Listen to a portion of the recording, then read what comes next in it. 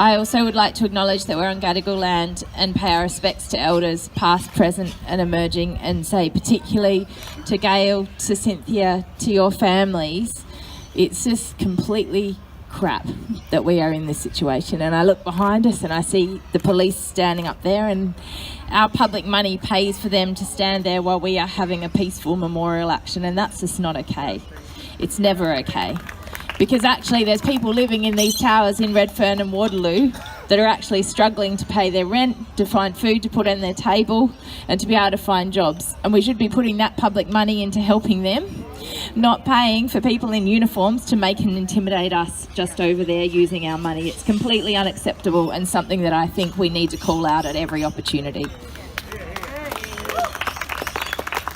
I want to give a massive shout out to ISJA and to all of the individual activists that have just been keeping this on the agenda and making sure that we come here every year to mark this occasion, to stand with Gail, but also to make sure that our community does not forget the injustice that occurred here.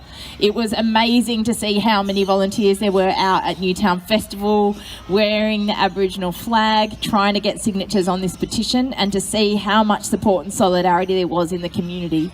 It's unacceptable that we would have to push and petition that hard to get an independent inquiry into the injustice and the murder that happened here in Waterloo 15 years ago. I mean, there's one placard over there and it just says, I think, simply what we need to do to start addressing the injustice in this state, and we need to stop cops investigating cops.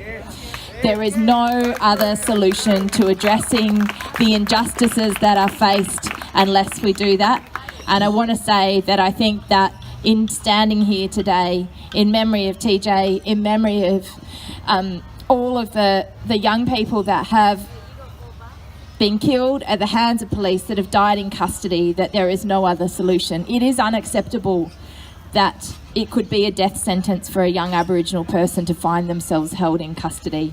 And there's only one solution, is that people should not be held in custody until we can guarantee that they will not be killed.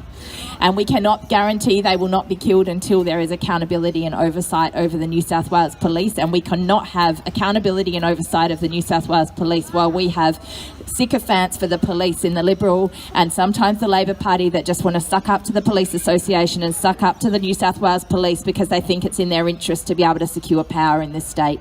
We need to call that out, and we need to say, if we want to have Indigenous justice in this state, if we want to have Aboriginal justice in this state and the freedom to be able to call out this behaviour, then we need people to stand up to the powers and the inappropriate powers given to police. So I'm here to say that I hope I'm there in the next Parliament to be there, to be able to push through this inquiry, to be able to keep it on the agenda and make sure that we put front and centre the need for more police accountability in this state. Thanks very much.